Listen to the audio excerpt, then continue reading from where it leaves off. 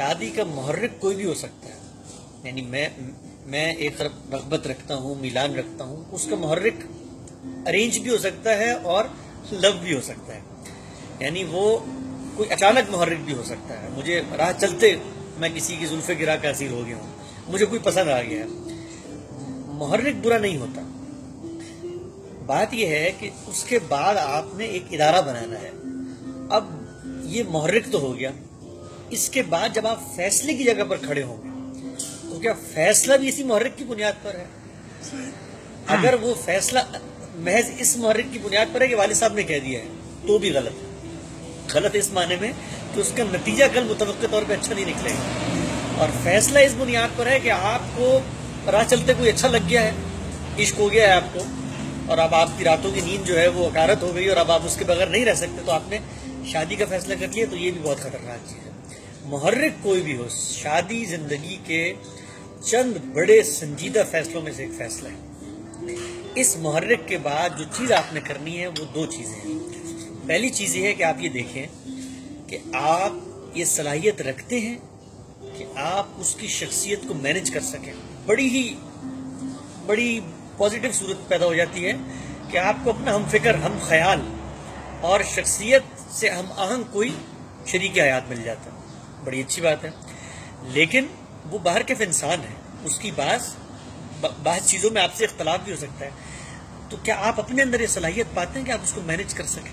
اگر آپ اپنے اندر یہ صلاحیت نہیں پاتے تو آپ کو فوراً سے رک جانا چاہیے اور پلٹ کے سوچنا چاہیے کہ بھائی 2 دن تو اچھے خوش گپیوں میں گزر جائیں گے, لیکن تیسرے دن باہر کے زندگی کے سنجیدہ معاملات میں ہم نے مشاورت کرنی ہے, ہم نے ساتھ جینا ہے, ہم نے بچہ پیدا کرنا ہے.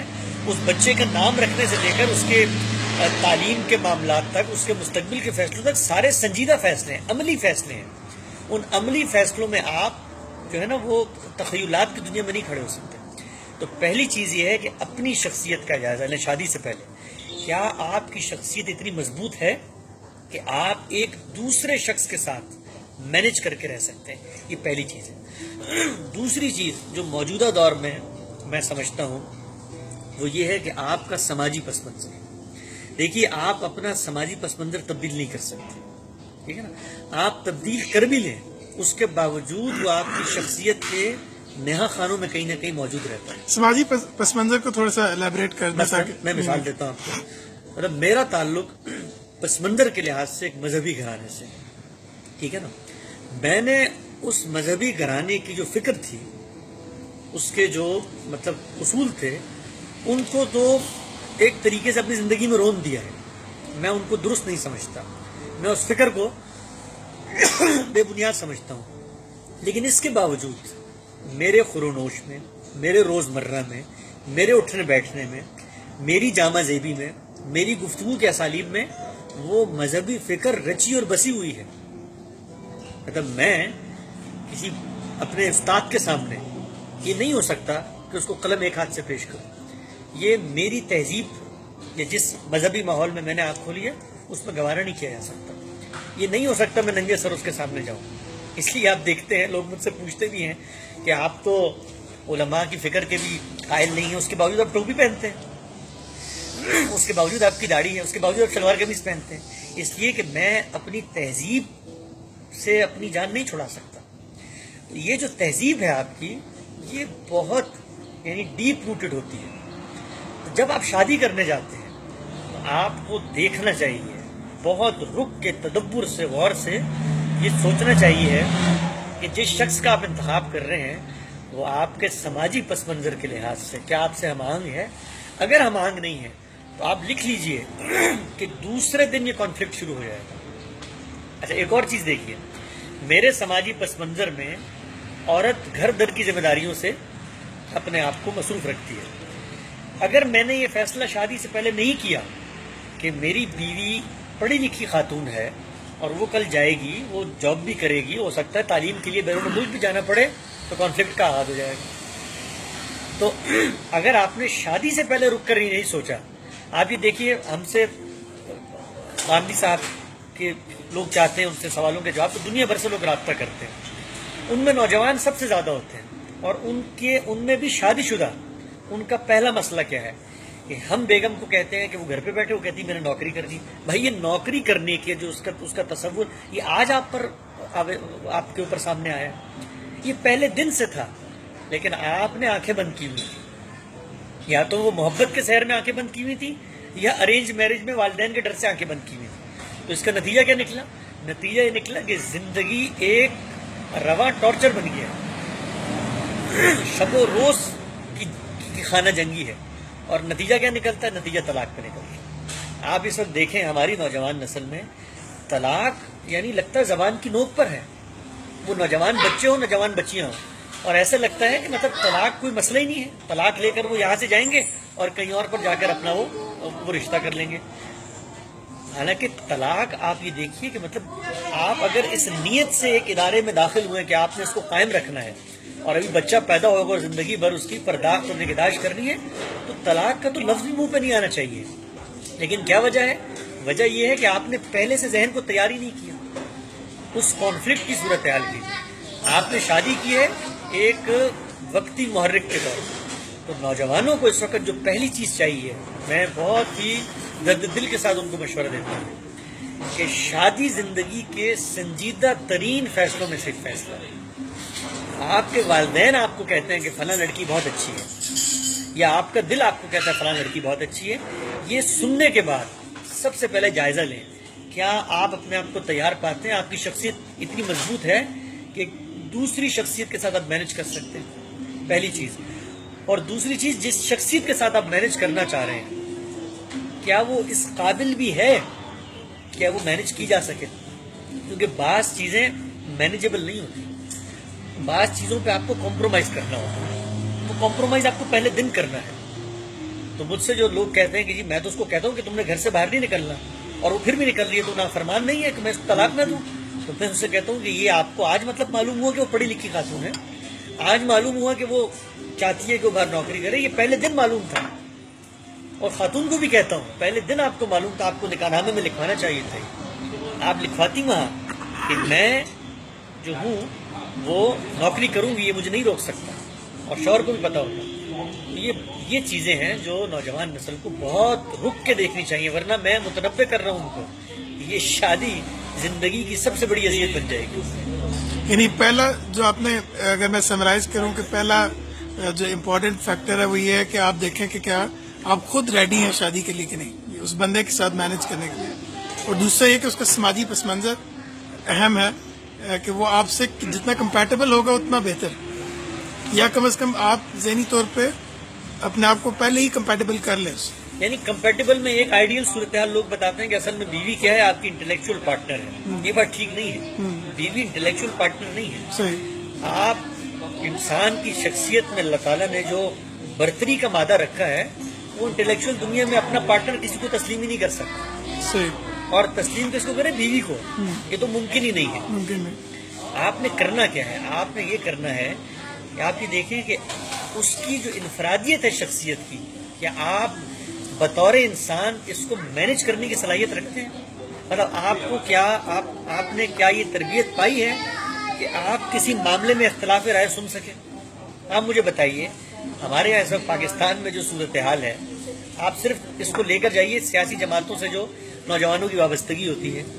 ایک مثلاً صاحب ہیں کسی جماعت کے، تنظیم کے، آپ ان سے اختلاف کریں، آپ کو روز سامنا پڑتا ہوگا فیس بک اور جگہوں پر کہ آگے سے رد عمل کیا آتا ہے. کیوں؟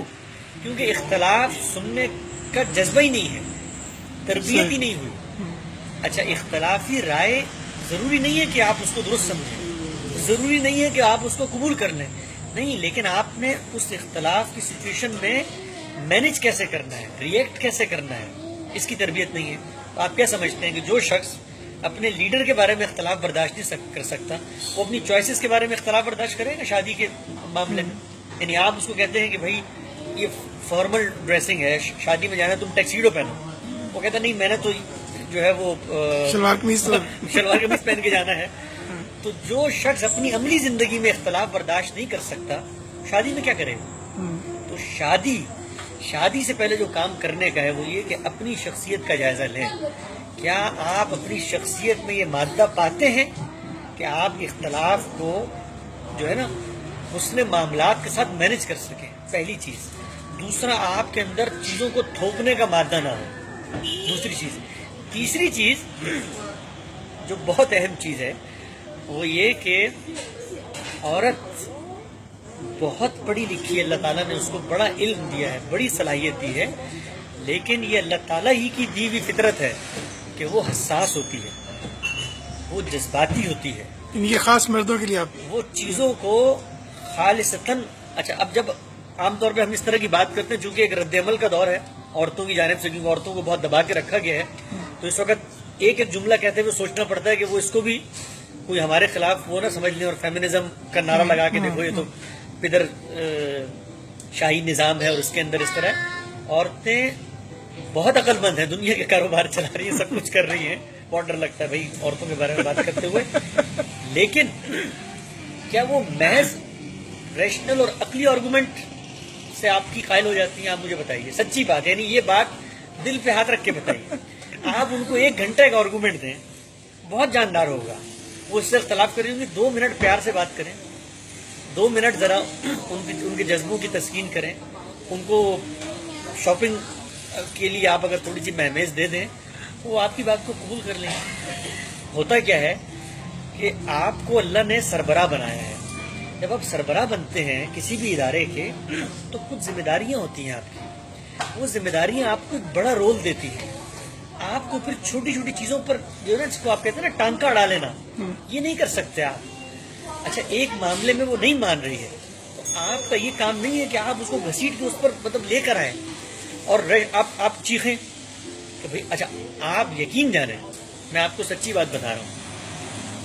سچی بات کا یہ مطلب نہیں ہے کہ میں اپنا تجربہ بتا رہا ہوں، لیکن لوگوں کے تجربوں سے بھی مجھے لگ رہا ہے کہ یہ حصہ کاٹنا پڑے گا میرے خیال سے. وہ یہ ہے کہ آپ فٹ مریں گے کہ بھائی آپ کی بات ریشنل ہے. آپ دنیا کے سامنے وہ بات پیش کریں اور دنیا مطلب سر تسلیم خم کرے گی، بولے گی یار آپ کی بات، آپ کا آرگومنٹ تو آپ اندھے کو سنائیں تو وہ بھی، بہرے کو سنائیں وہ بھی مان لے، اندھے کو دکھائیں وہ بھی مان لے. تو یہ آپ کی بیگم کیوں نہیں مان رہی؟ تو آپ کیا کر رہے ہوتے ہیں؟ آپ بیگم سے منوا رہے ہوتے ہیں. یہ کام تو بھائی عدالتوں میں ہوتا ہے، یہ کام تو بھائی اپنا دفتروں میں ہوتا ہے. یہ رشتے تو محبت کے داغوں میں بنتے ہیں. یہاں پر منطقی تقاریر نہیں ہوتی ہیں کہ بیگم سے آپ نے کہا کہ بھائی، اس نے کہا پیلا رنگ پہنتی ہوں، آپ نے کہا نہیں لال رنگ پہنو. اب آپ لال رنگ کے آفاقی فوائد پر جو ہے نا دلائل دینا شروع کر دیں، تقریریں شروع کر دیں اور منطقی قضیے میں لائیں. یہ نہیں ہو سکتا. یہ اصل میں محبت کے دھاگے ہیں، اتحاد و تحابب کے رشتے ہیں. یہ الفت کی وادیاں ہیں جہاں پر آپ نے دور اندیشی سے، محبت سے، نرم خوئی سے، پیار سے، اور